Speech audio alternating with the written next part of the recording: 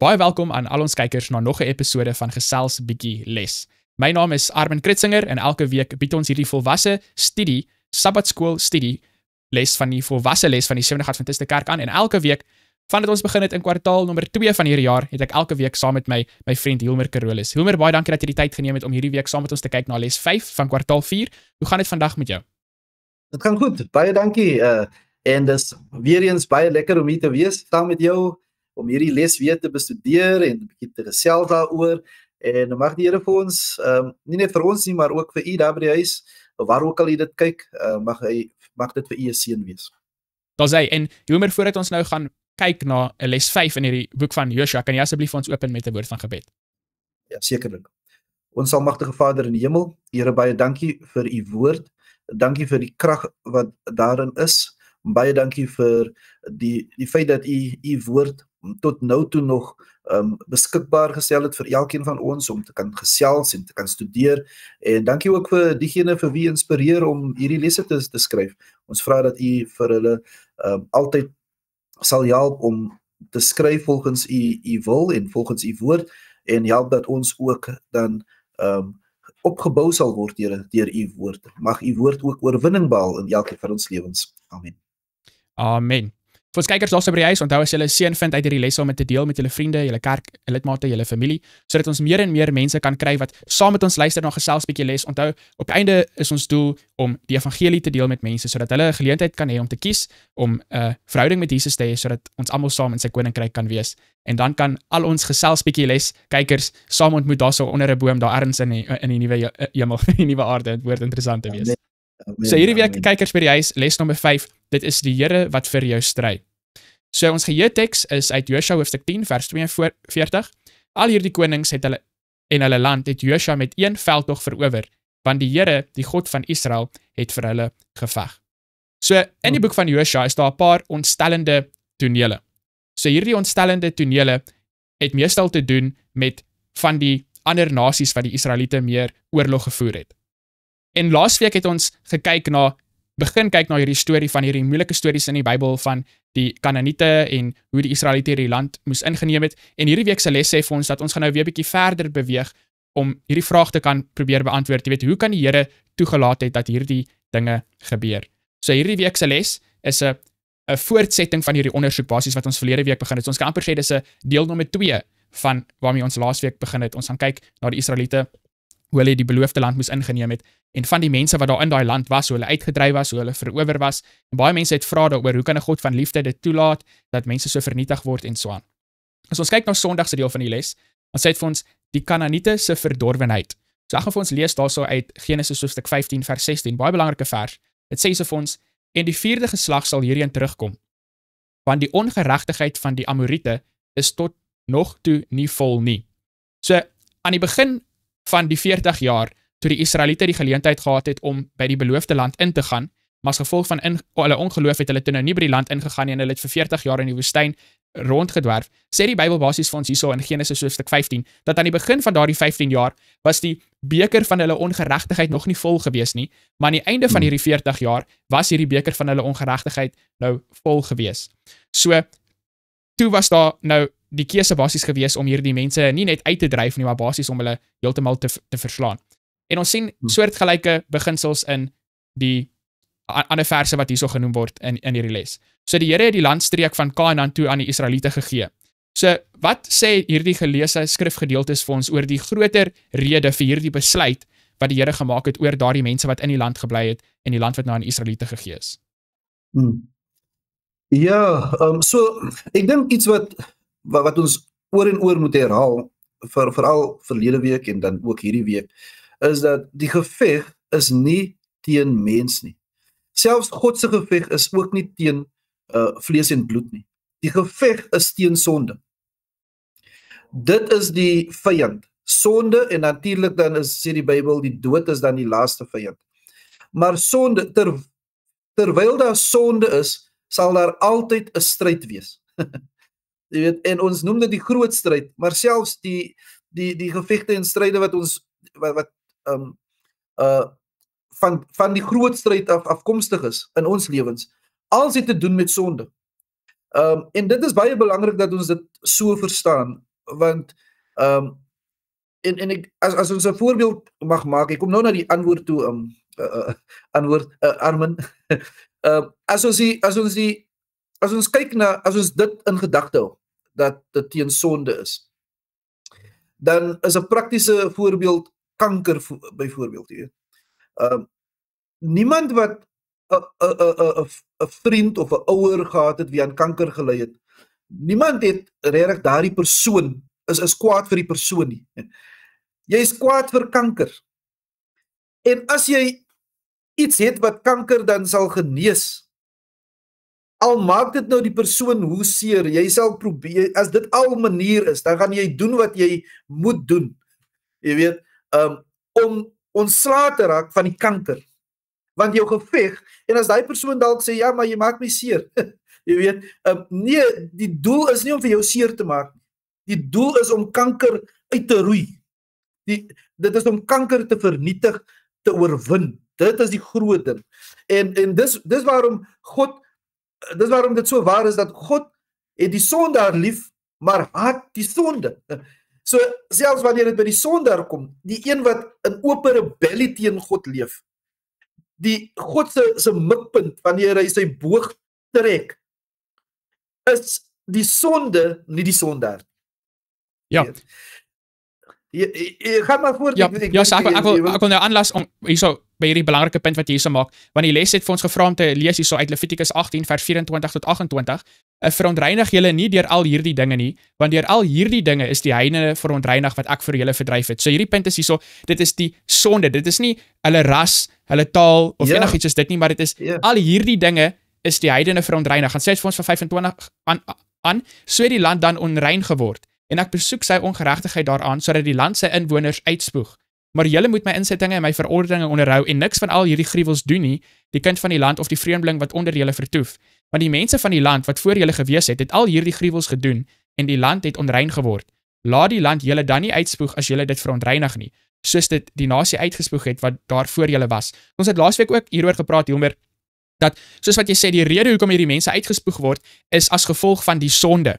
En hierso sê die Here self vir die Israeliete, dat as julle die land gaan ingaan, en julle gaan nie die verordeninge en die insettinge hou wat ek vir julle gegee het nie, dan gaan die land julle ook uitspoeg.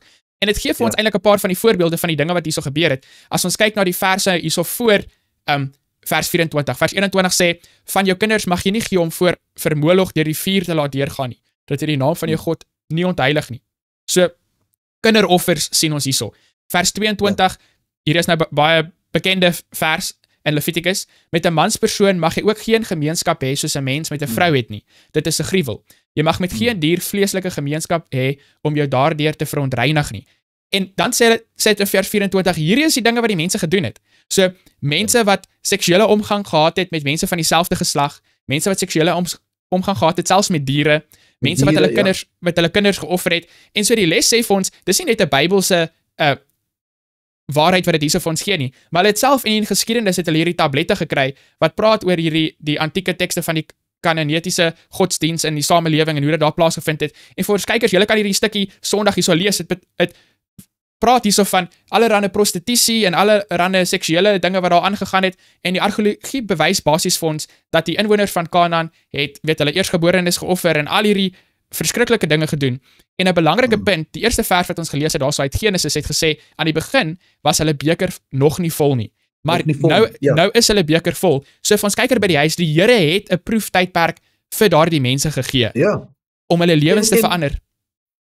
Ja, en as ons kyk na daardie tydperk, dan sien ons hoe genadig en barmhartig God regtig is. Want as jy nou kyk na al die tye wanneer God 'n volk uitgelei het, as ons kyk na die tyd van die vloed, right? Dan het jy nou, God lei 'n volk uit, dis nou Noag en sy familie, maar terselfdertyd wanneer hy die volk uitlei, is daar ook dan oordeel en veroordeling wat plaasvind oor die goddelose. Nou selfs met, Noag preek of verkondig die vloed, verkondig hy vir 120 jaar. Maar selfs Henog met die benoeming van sy seun Methuselah het alreeds hierdie en ons lees dit daar in Juda, of hoe sê mens nou Judas, né, in Jude. Dan praat dit daar van Henog waar dit vir ons sê dat die boodskap wat hy gepreek het, was nie net 'n boodskap om dat die vloed kom nie, maar ook dat dit was 'n oordeelsboodskap gewees. En aan die einde van daai tydperk sien ons dat almal moes 'n keuse maak. Noag het aan die einde van daai tydperk, kyk, Methuselah het natuurlik geleef 969 jaar, maar aan die einde van daardie tydperk het Noag meer kragtig en meer oop verkondig hierdie toekoms verkondig, jy weet, dit wat gaan gebeur, hy het dit verkondig, en daar was en hulle het die ark gebou ook, jy weet, al hierdie dinge, hy het nie net gepraat van dit nie, maar hy het ook voorberei, en mense kon sien hy berei voor. Mense kon dit sien, so selfs sy lewe en sy gesin se lewe was ook 'n getuienis van dit wat hy eintlik met die mond gepreek het. So maar toe die tyd kom na 'n einde, want die Here sê daar in Genesis hoofstuk 6, en hulle beker het toe volgeloop, want elke gedagte van die mens was sondig geweest, jy weet, daar was ek wil eintlik sê nie meer hoop daar om enigiets nog verder vir hulle te doen nie. So dis nie net wanneer ons dink aan die vloed, ons dink nie net aan God wat duisende mense doodgemaak het nie. Nee, dit was eers wat God eers gegee het, was dit was genade. Dit was waarskuwings. Al hierdie dinge het gekom. En selfs dan wanneer ons kyk na soos God beloof aan Abraham dan, dat die land van die Kanaaniete gaan syne wees, jy weet, maar dis 400 jaar daarna. So vir 400 jaar het die wat Kanaan nou ingekom het en so aan en besit het, hulle was ook 'n kans gegee. Totdat dit nou by Joshua se tyd kom, en nou sien ons weer hierdie ongeregtighede van hulle wat ook nou vol is, en dis nou tyd, maar weer eens is die trek deur die woestyn is vir hierdie mense ook 'n getuienis van wat God kon doen, of God kan doen vir die wat op hom vertrou, jy weet, want ek dink dis Jesaja wie sê, toe hulle daar deur die woestyn gaan, hulle klere het nie oud geword nie, man. Hulle skoene of sandale het nie oud geword nie. En hulle het geëet en gedrink in 'n woestyn vir 40 jaar. Jy weet, die skorpioene het niks aan hulle, het nie regtig aan hulle enigiets gedoen nie. Ons weet mos nou natuurlik van die slange wat daar ingekom het, maar selfs daar het God hulle weer uitgered aan die wat getrou was en wie teruggekeer het aan hom en wie gekyk het daarna. So hulle het ook kans gehad van die 400 jaar wat hulle daardie land besit het. Is daar 40 jaar wat hulle nou ook fisies kry hulle die verkondiging van die woord, kry hulle dit daar. En daar is mense wie dit aanvaar het. Ons weet van Rahab. Ja. Rahab sê ons, ek het gehoor van wat julle God gedoen het. Nou raak jy aan maandag se deel van die les. Wel, jammer nou daarvoor, Armin, maar ek raak nou 'n bietjie opgewonde. Maar as jy kyk, jy weet, jy kom by Babylon, God wil sy volk daar uitlei. En selfs Babylon het 'n geleentheid gehad deur die lewens van Daniël, Sadrag, Mesach, Abednego. Hulle lewens het ook fisies verkondig dat daar 'n God is. En konings het tot inkeer gekom, man. Konings het tot inkeer gekom. Maar weer eens, daai aand toe Cyrus daar inkom, toe daar oordeel wat plaasvind op Babylon. En wat was hulle besig om mee te doen? Om die dinge wat is dit die koning van Belshazzar, die dinge wat hy daar gedoen het ook die beker vol gemaak, jy weet. En dis ironies, want dis selfs die bekers van die tempel wat hy daar, letterlik wat hy daar, dit het vol geword. En toe God nou daardie volk uitlei deur middel van Cyrus en so aan, was daar oordeel wat plaasgevind het. En selfs vandag, ons het God se genade en barmhartigheid, hierdie tydperk wat jy van praat, ons praat normaalweg van 'n proeftyd. Selfs vandag is dit vir jare nou al wat hierdie beker besig is om vol te raak. En daar gaan 'n tyd kom en die oordeel, die oordeelsboodskap sê dit gaan gebeur. Jy weet, en God wil deur sy volk in hierdie laaste dae wil hy ook fisies vir mense wys wie hy is, jy weet. Dis nie net met die mond nie, maar die getuienis is hoe ons leef ook hier aan die eindtyd, sodat wanneer daardie beker vol is en die oordeel plaasvind, dan moet ons weet, God het genoeg kans en tyd gegee, maar die groot probleem is, hy moet vir eens en altyd sonde, wat die vyand is, vernietig. En ongelukkig, as jy jou sonde, as jy daaraan vashou en vasklou daaraan en dit nie opgee nie, en dit nie laat staan nie, dan is jy eintlik in die pad van wat God eintlik wil doen. Jy weet, en omdat jy in die pad is, omdat jy nog steeds jou sonde het, gaan daardie boog vir jou ook tref. Maar nie voordat jy nie genoeg kans gehad het om 'n beter keuse te maak nie. Dis reg, en ek hou daarvan, Hilmer, hoe jy fokus daarso op die karakter van God, sy liefde, sy regverdigheid. En vir ons kykers by die huis, ek hoop julle kan sien dat hierdie hele week se les, eintlik hierdie hele kwartaal, is dit ons fokus om die Here se karakter, se ware karakter ten vore te bring, sodat jy kyker by die huis en ons ook, en elkeen wat na die Bybel kyk, wat na God kyk, hom kan sien vir wie hy regtig is. En dat al die dade wat hy doen in die Bybel, daar is liefde en regverdigheid agter elke ding wat hy sê, agter elke ding wat hy doen. Patriarge en Profete, bladsy 298 sê vir ons, liefde, geensins minder as regverdigheid nie, het vereis dat hierdie sonde gestraf moet word. God is sowel die bewaker as die koning van sy volk. Diegene wat in hulle opstand volhard, word verdelg, sodat hulle nie ander tot ondergang kan lei nie. Deur die lewe van Kain te spaar, het God aan die heelal gedemonstreer wat die gevolge sou wees om sonde toe te laat om ongestraf te bly. Die invloed wat sy lewe en leringe op sy nakomeling gehad het aanleiding gegee tot die toestand van verdorwenheid wat die verwoesting van die hele wêreld deur middel van 'n sonvloed vereis het. Die geskiedenis van die antediluviane getuig van die feit dat 'n lang lewe nie vir die sondaar 'n seën is nie. Die verdraagsaamheid van God het hulle goddeloosheid nie onderdruk nie. Hoe langer die mense geleef het, hoe meer korrup het hulle geword. As ons kyk na maandag se deel van die les, dan sê dit die hoogste regter. In Genesis hoofstuk 18 vers 25 dan sê dit: laat dit ver van u wees om so iets te doen, om die regverdige saam met die goddelose om te bring, sodat die regverdige gelyk is met die goddelose. Laat dit ver van u wees. Sal die regter van die ganse aarde geen reg doen nie? En dan as ons kyk na die ander verse wat dit ook vir ons noem, sien ons basies hierdie beginsel oor en oor, dat die Here sal nie mense verwoes as daar nie 'n goeie rede is nie, of as hulle regverdig is nie. So dit is wat dit vir ons basies sê hierso oor die morele karakter van God. Dat God is die regter van die heelal en hy is regverdig. Ons weet in ons wêreld is daar baie korrupsie, regters wat onregverdig is, wat omgekoop word en al hierdie tipe dinge. Die Bybel leer vir ons 'n belangrike beginsel dat God as die regter van die heelal neem alles in sy denke, alles neem hy saam en hy kyk na die groot prentjie en hy kan presies sien wat die regverdige en die regte ding is om te doen. En vir ons as mense, uit die bietjie visie wat ons het, kan ons nie noodwendig alles sien nie.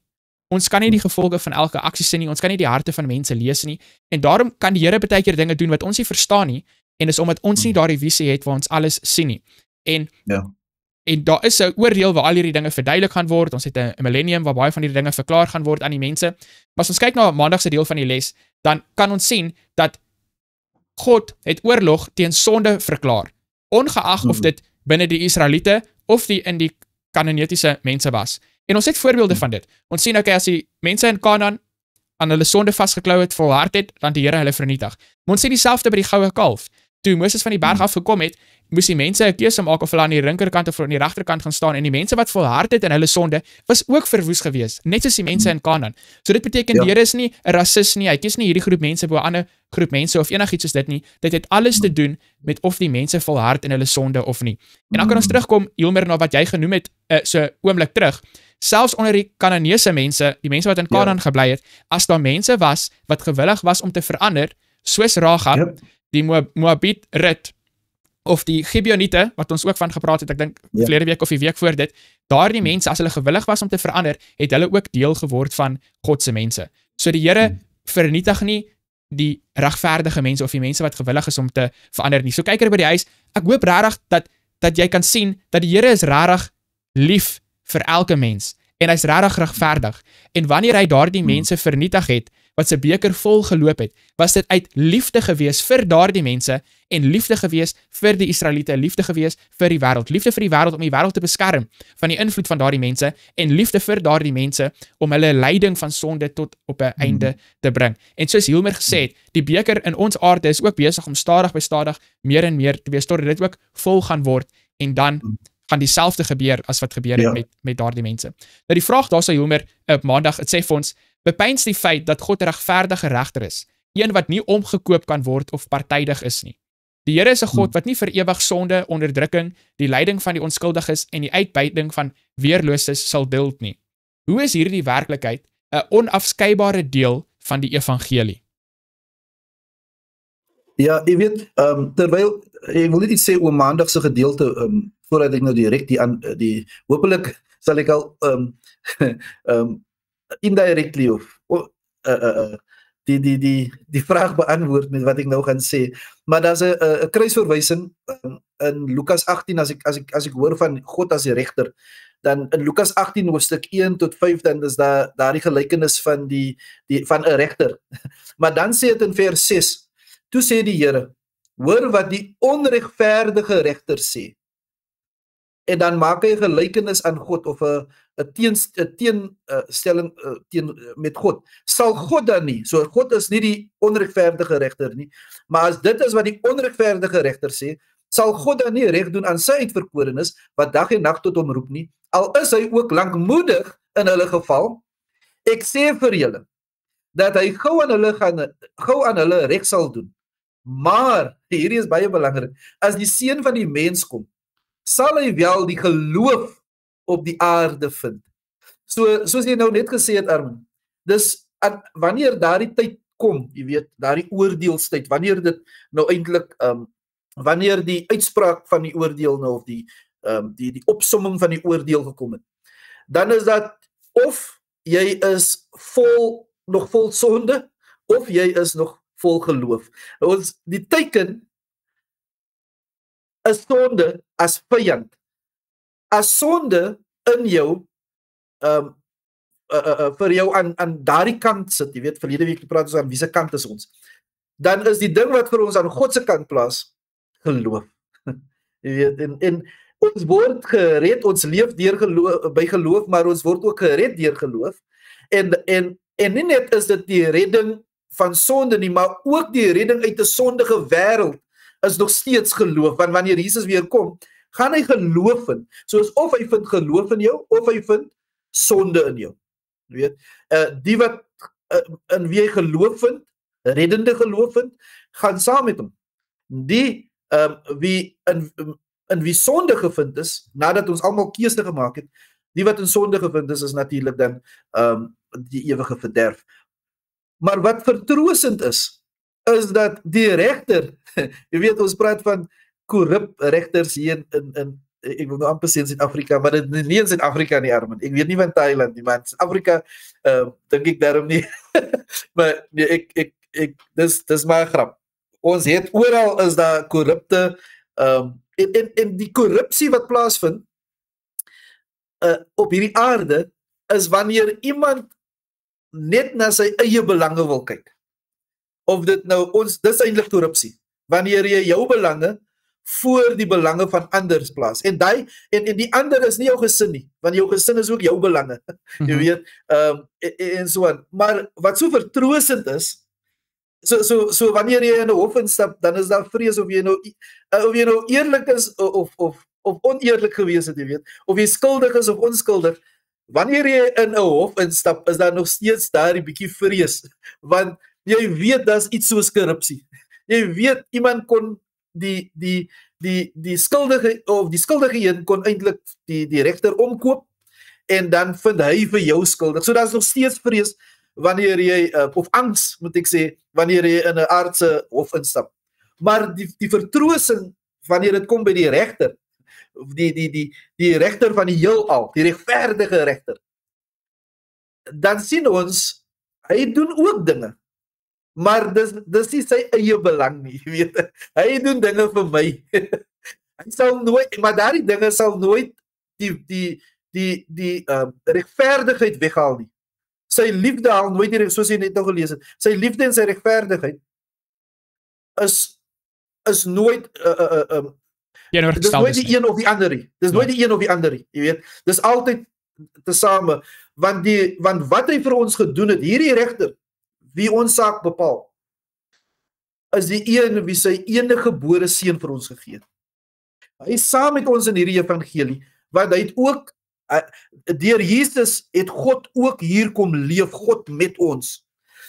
En hy nie net kom leef hier onder ons nie, hy het ook die regverdigheid tevrede gestel, dit wat het geëis het, jy weet, dit wat die wet eis, het hy tevrede gestel. Namens my, op my onderhalwe, hy het dit vir my gedoen. En nie net dit nie, hy is ook die een deur wie ek alle regverdige en regte dinge kan doen, deur wie ek geregtigheid kan doen, want ek kan alles doen deur Christus wat my die krag gee. So, maar in die hof van die heelal, met hierdie regverdige regter, hoef ons nooit angstig te wees nie. Ons hoef nie met vrees daarin te gaan nie. Solank ons in geloof en deur geloof geleef het, en hy vind geloof in ons, dan sal hy ons regverdig vind. Hy sal ons onskuldig vind deur wat Jesus vir ons en deur ons kom doen het. So jy hoef nie angstig te wees met hierdie regter nie. Jy hoef nie vrees te hê nie. Alles is slegs vreugde en vrede. Amen, amen. So, Dinsdag se deel van die les se titel sê grondonteiening of uitwissing. So, in Exodus hoofstuk 23, die les vra vir ons om daai stuk te lees, ook sal ek perdebye voor julle uitstuur, die sal die Hewite, Kanaaniete en Hittite voor julle uitverdrywe. Ek sal hulle nie in 1 jaar voor julle uitverdrywe nie, dat die land nie woes word en die ongediertes nie teen jou te veel word nie. Ek sal hulle so lank samerhand voor jou uitverdrywe, totdat jy vrugbaar word en die land beerwe. Nou die vraag basies is, was dit grondonteiening of uitwissing gewees? En die les antwoord die vraag daarso vir ons. Dit sê dat die oorspronklike plan was nie uitwissing nie, maar grondonteiening. Nou, vir ons kykers by die huis, natuurlik weet ons dat eintlik die regte oorspronklike plan is dat al die mense van die land sou die waarheid aangeneem het en deel van God se mense geword het. Maar as hulle nou nie die waarheid aangeneem het nie, dan sou daar definitief grondonteiening plaasgevind het. As hulle beker heeltemal vol was, dan sou die uitwissing plaasgevind het.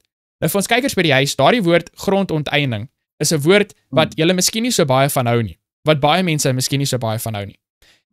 En een manier wat ons na die wêreld moet kyk, is om te verstaan dat die wêreld, die aarde, behoort aan die Here. Nie aan jou nie en nie aan my nie. En omdat die aarde aan die Here behoort, kan hy mense wegvat van punt A en hy kan ander mense sit in punt A, want die land is syne.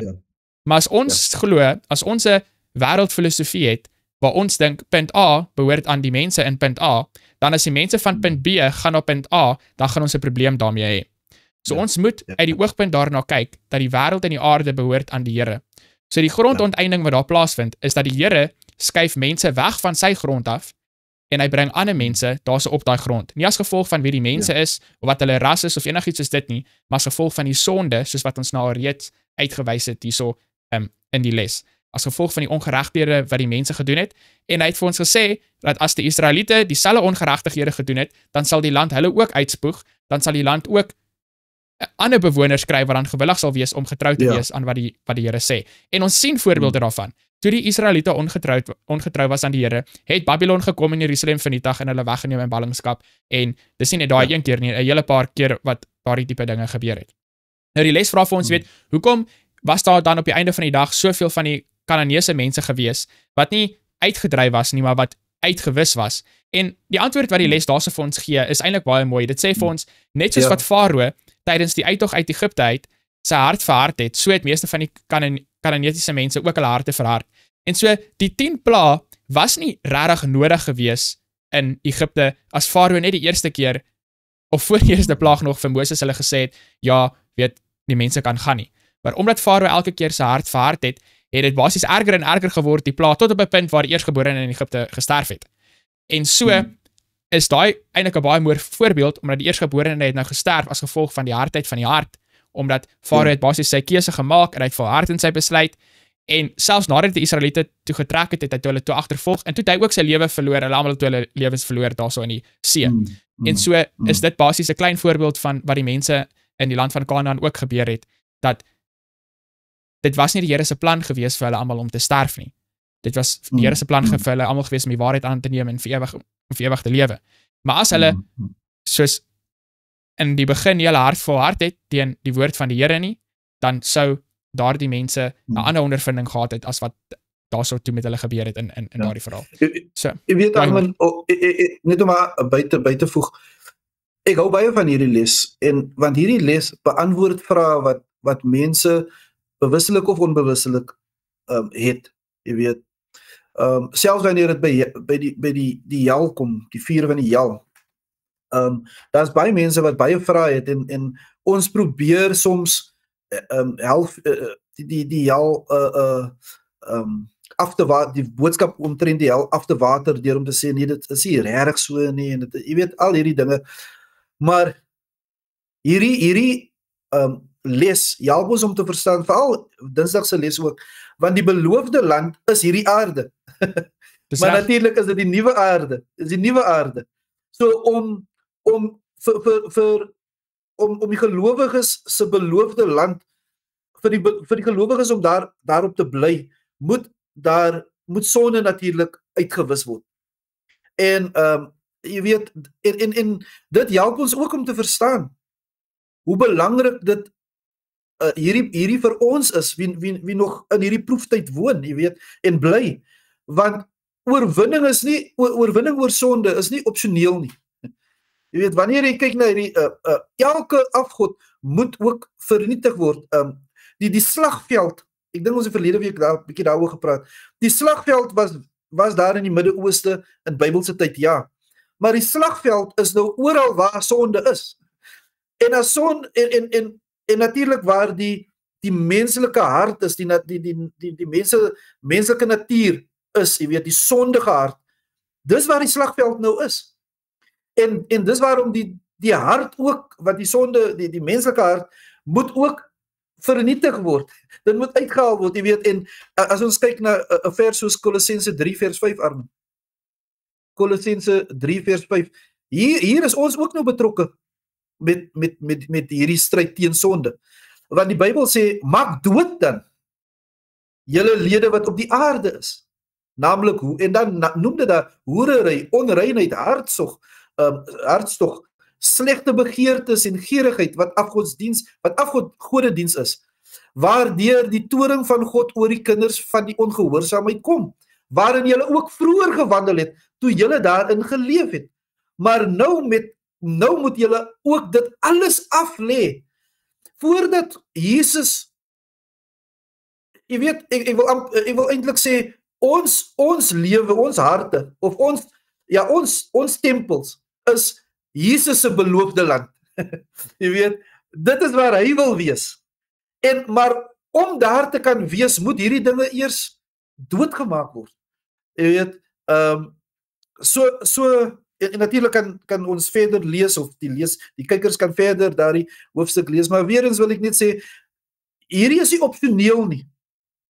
Want as ons kyk wat gebeur wanneer ons nie onsself oorgee aan God nie, wanneer ons die sonde nie doodmaak nie, dan het dit nie net op my 'n effek nie, of op die individu 'n effek nie. Dit het ook 'n effek op die families. Ons sien selfs as ons later in die kwartaal gaan ons natuurlik ook na Achan, of ek weet nie hoe sê die mense die naam nie, maar Eiken, ons gaan na hom kyk. Dit was nie net wat hy gedoen het nie, wat hy gedoen het was nie net 'n effek gehad op hom nie, maar ook sy familie.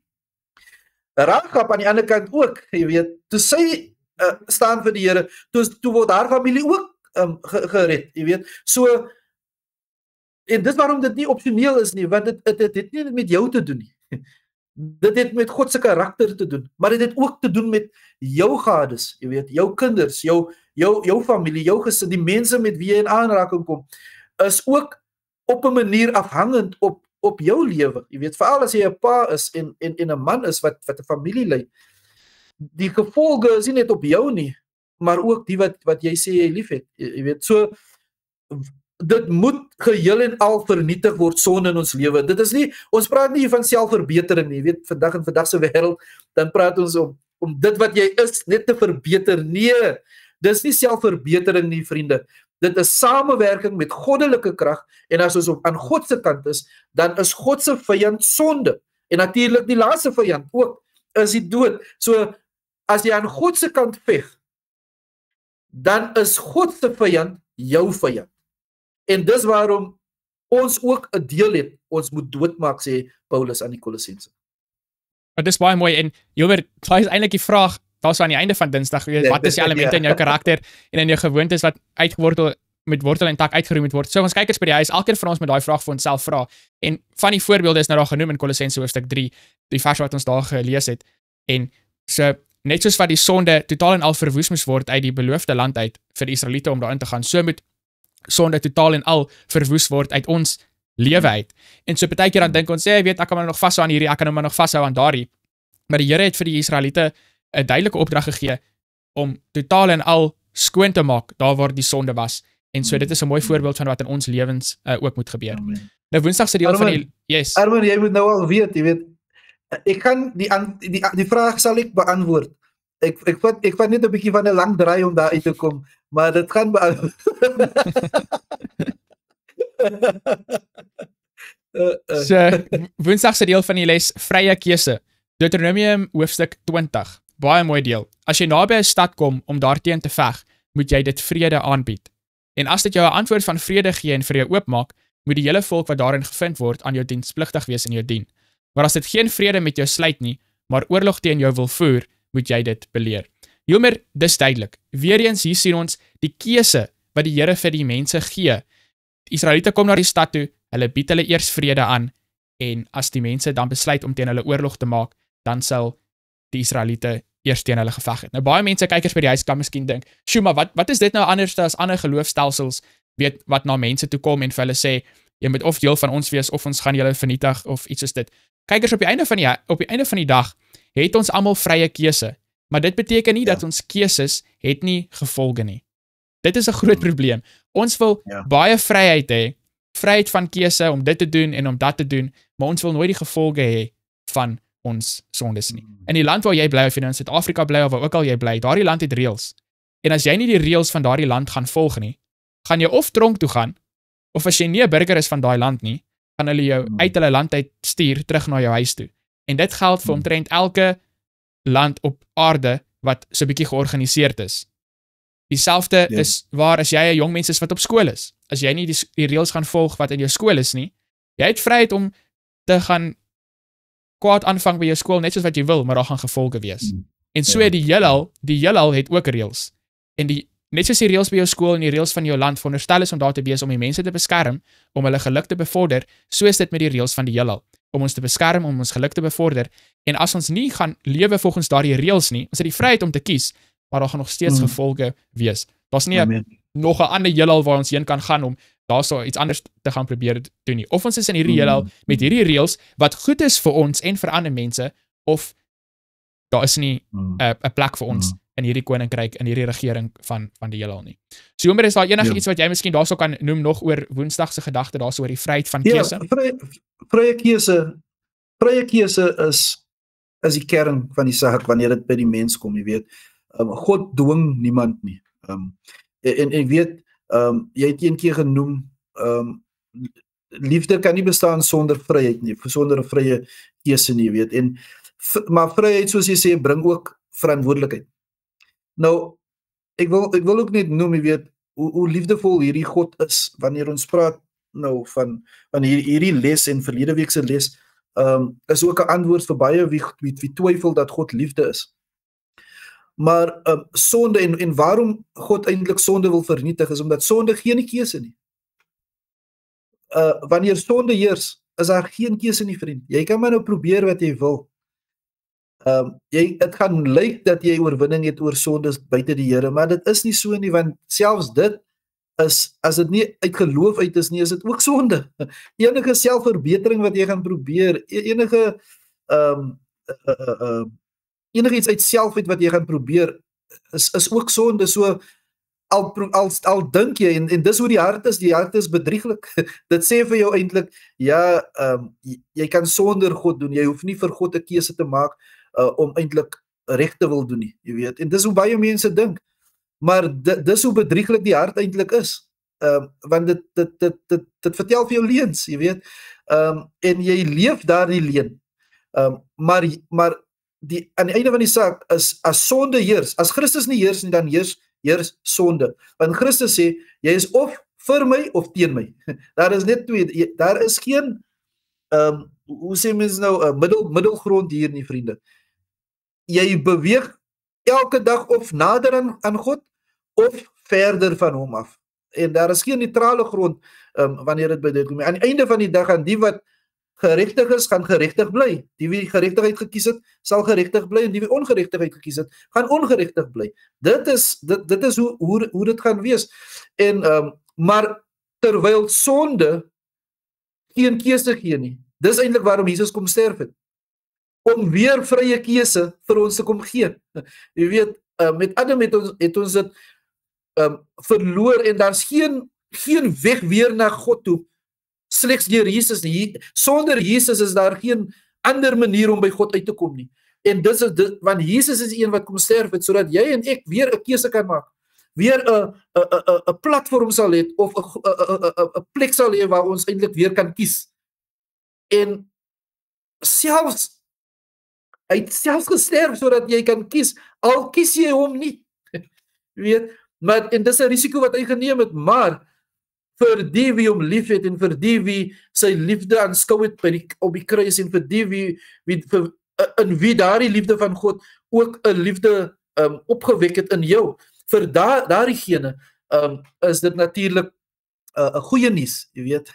En ja, is vir u en vir my net om 'n kans te gee om te kan kies. Dis waarom Jesus gesterf het. En dis hoe ons eintlik na die kruisdood ook moet kyk, jy weet. Want en as hy dit vir jou gedoen het, dan dis nou jou keuse om dit te aanvaar in jou lewe en vir hom te aanvaar in jou lewe. Want hy wil veel meer doen as net dit. Hy wil veel meer as wat jy kan dink, wil hy eintlik doen. Maar en jy weet Armin, ons praat hierdie verse kom altyd na mense toe, jy weet. En baie keer die duiwel het ons laat glo dat hierdie verse te doen het in die geveg teen vlees en bloed. So jou baas doen miskien 'n onreg aan jou, jy weet. Nou kom bid jy of jy sê nou die vers geen wapen wat jy weet, no weapon formed against me. Dan dink jy nou dit te doen met jou baas. Nee. Dis altyd teen sonde. En die sonde en die slagveld voor jy kan gaan veg op iemand anders se slagveld, moet jy eers jou eie storie uitsorteer. Jy moet hier die slagveld van jou hart, van jou lewe, van jou gedagtes, dis waar jou geveg is. Nie teen jou baas nie, maar jy bid vir hom, maar jy maak dood wat in jou in is. Ag. Ja, dit is reg, jammer, en ons gaan dit weer later in hierdie selfde boek van Hosea sien, dat die Israeliete moes eers sonde onder hulle self uitgeroei het, voordat hulle reg was om teen ander mense te gaan beklei, en dit sluit aan met daai beginsel. So vir ons kykers by die huis, vrye keuse, gebruik jou vrye keuse om die regte besluit te neem. As jy, daar waar jy sit vandag, besig gaan met die les te kyk, as jy nog nie persoonlik 'n keuse vir Jesus gemaak het nie, nooi ons jou uit. Neem vandag Jesus aan in jou lewe. Moenie wag vir môre nie, moenie wag vir Kersfees of vir Nuwejaar of vir jou verjaarsdag nie. Maak vandag daardie besluit vir Jesus. Gooi jou vrye keuse in die regte kant in. Nou nog goeie nuus is donderdag se deel van die les, die vredevors. Ja. In Jesaja hoofstuk 9 vers 6, in party Afrikaanse Bybels dink dit gaan vers 5 wees. Dit sê hierso vir ons, want 'n kind is vir ons gebore, 'n seun is aan ons gegee, en die heerskappy is op sy skouer, en hy word genoem Wonderbaar Raadsman, Sterke God, Ewige Vader, Vredevors. Sal praat hierdie week se les baie van oorlog, sê die les hierso vir ons, dat die uiteindelike doel is 'n toekomsblik op die vreedsame messiaanse era. So die Here wil 'n era van vrede inbring, waar die Bybel vir ons sê, 'n wolf wat by die lam sal wy, waar vrede sal regeer en vloei soos 'n rivier. Ons weet ook in die Nuwe Testament, sê Jesus vir ons, dat hy gaan vir ons 'n vrede gee, nie 'n vrede wat die wêreld vir ons kan gee nie. Dit is 'n ander tipe vrede. Nou, vir nou op die aarde weet ons dat daar is oorlog wat aangaan tussen ons en tussen sonde, die Israeliete, tussen die mense wat in Kanaan gewoon het, maar ons moet nooit die uiteindelike doel vergeet nie. Die Here se doel was nie gewees dat die Israeliete vir ewig sal moet veg teenoor hulle vyande nie. En dis ook nie die Here se doel vir jou, sodat jy vir ewig en altyd sal moet veg teen sonde en versoeking nie. Dit mag miskien vandag jou oorlog wees wat plaasvind, maar onthou die groter prentjie, ons werk op die pad waar daar vrede gaan wees in 'n spesifieke aspek in die Here se koninkryk, maar selfs waar jy nou is, hier op aarde, kan die Here vir jou 'n vrede gee, wanneer jy nie net weet wat reg is nie, maar deur die Here se krag kan jy ook doen wat reg is, kan jy ontslaa raak van die skuldgevoel van sonde, en die Here kan vir ons 'n vrede gee wat die wêreld nie vir ons kan gee nie. So Jomer, ietsie wat jy miskien wil noem daarso oor die vrede?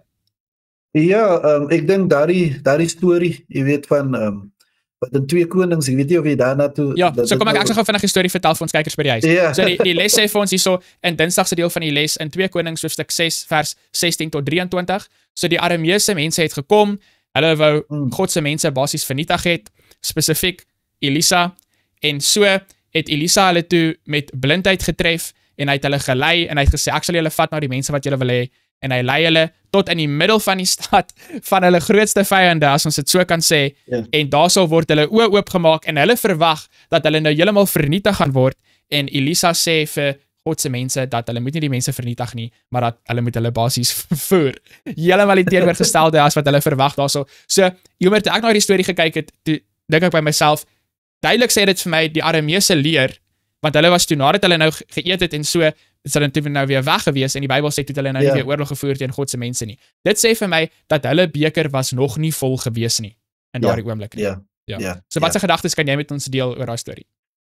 Ja, jy weet, ek het nou heeltyd gesê, die vyand is eintlik sonde, nie mens nie, maar weet jy, die Bybel sê wel dat daar, die Jesus praat wel van ons vyande, en dis mense, maar hy sê nooit beklei teen jou vyand nie, weet, hy sê, bid vir jou vyand, jy weet, doen wat goed is, draai die ander wang. Ja, terwyl ons teen sonde moet veg, met alles wat ons het, maak dood, jy weet, laat toe dat God alles vernietig. Ons weet mos nou natuurlik, die stryd is nie ons stryd nie, dis God se stryd, maar laat toe dat hy alles vernietig. Is die strategie wanneer by die mense vyand kom 'n bietjie verskillend. En hierdie storie is eintlik, want daar is oorwinning daai dag, jy weet. Daar was oorwinning, die doel is behaal, ja. Die doel is behaal, daar is oorwinning, maar dis asof God vir ons deur daardie storie 'n kykie gee van hoe hy wil hê ons moet handel teenoor ons medemense, weet, selfs die wat vyandig teenoor ons optree. Hy sê, voer hulle, soek eers vrede, jy weet, ons ek dink dis Woensdag se dag se les, waar dit sê, voordat die Israeliete gegaan het, voordat daar oorlog was, het hulle eers vrede gesoek, en dis eintlik wat ons moet doen, wanneer dit kom by Psalm 34, Armin. Psalm 34, ons weet natuurlik, ek weet, dit is 'n gunstelinge Psalm vir jou, want dit praat ons nou van die goedheid van die Here en dat ons moet proe en so aan.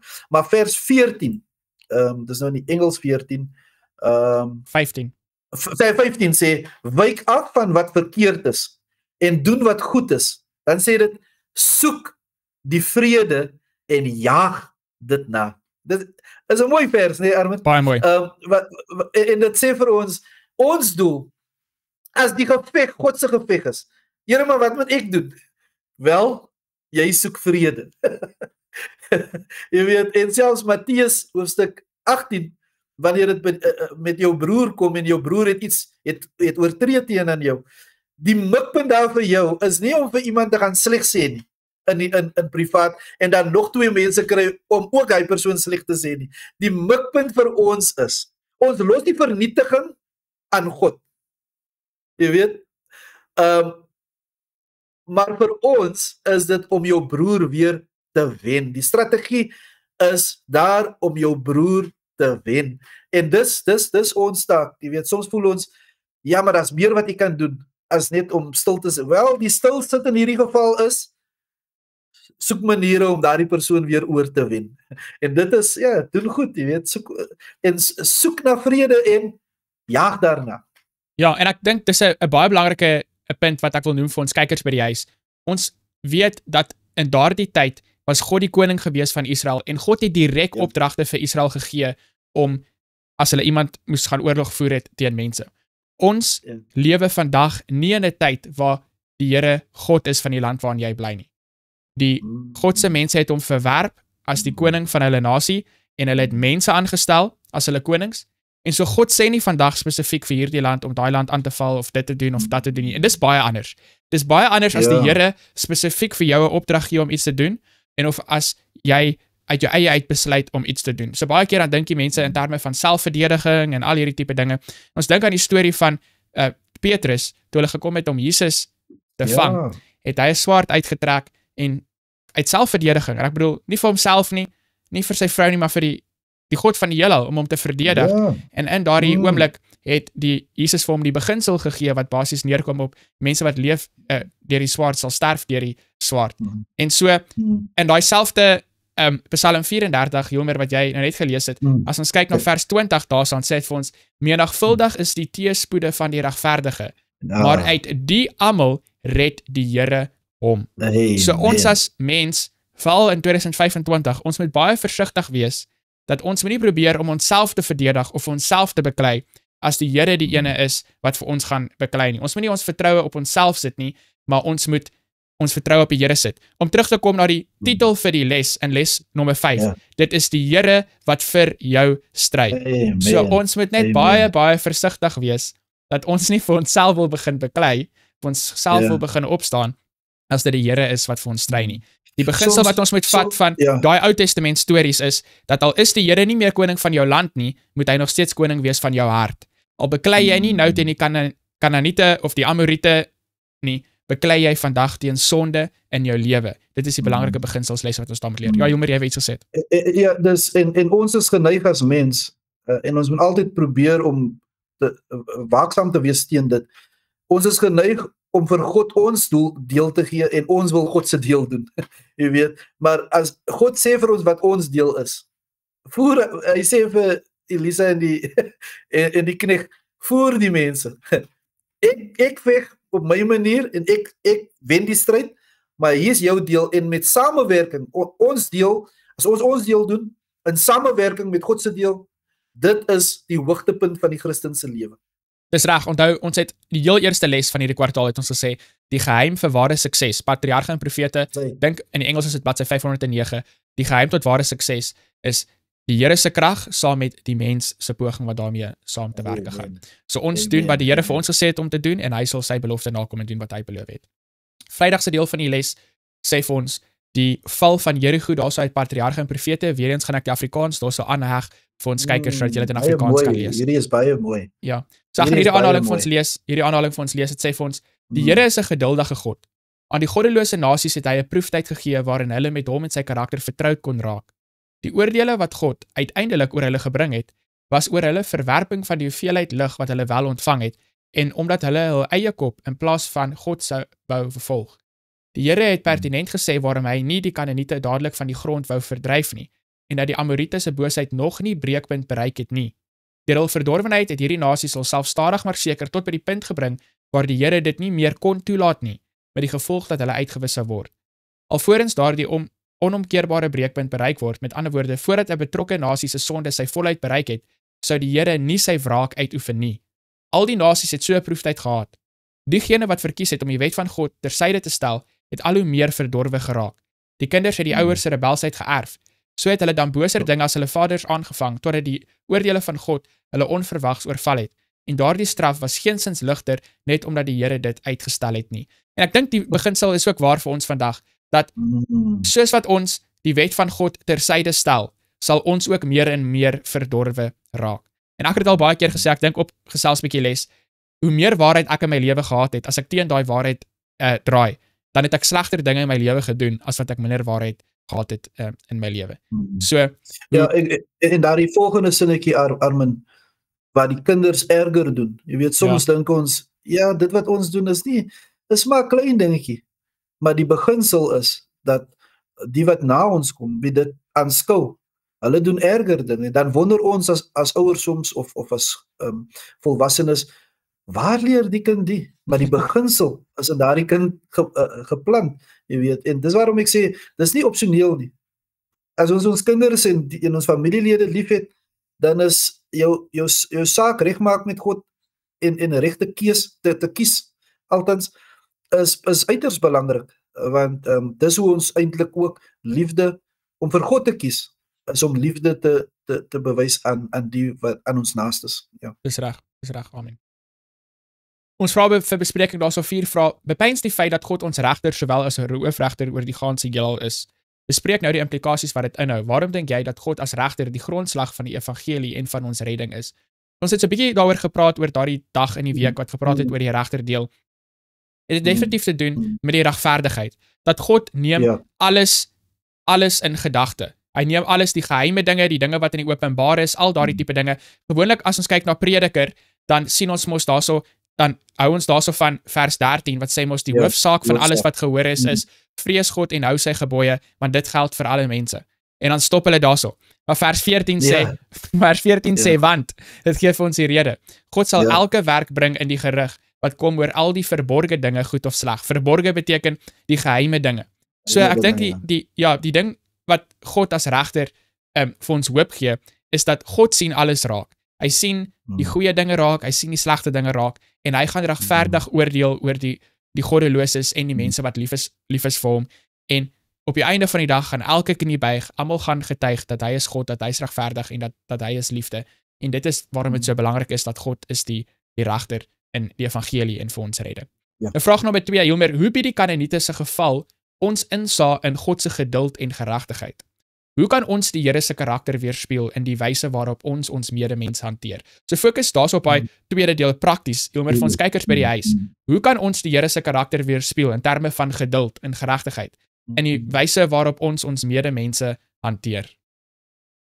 Ja, ek dink die eerste ding wat ons moet doen is om die lewe van Christus te bestudeer. Jy weet, ons moet, ek weet, daar's 'n gesegde, jy het natuurlik gehoor ook daarvan al, WWJD, nee, dit was nou, in Engels is het, what would Jesus do? Jy weet, en allemaal dit op hulle caps en, jy weet, op bande en alles, en op hulle karre, WWJD. Ek hou nie so graag van daai slogan, jy weet, want dit gee spasie vir voorneming of assumption.